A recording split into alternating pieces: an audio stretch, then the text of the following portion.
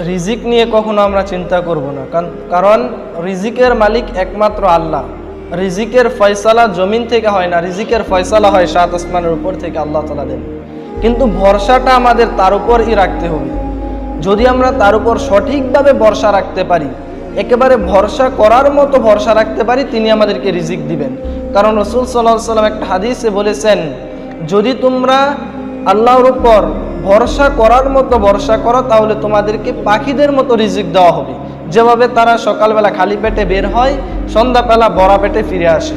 এবং আল্লাহ তাআলা কোরআনে বলেছেন, ওয়া মাইয়াত্তাকিল্লাহ ইয়াজআল লাহু মাখরাজা, যে ব্যক্তি আল্লাহর উপর ভরসা করবে, আল্লাহ তার জন্য কোনো না কোনো একটা পথ বের করে দিবেন।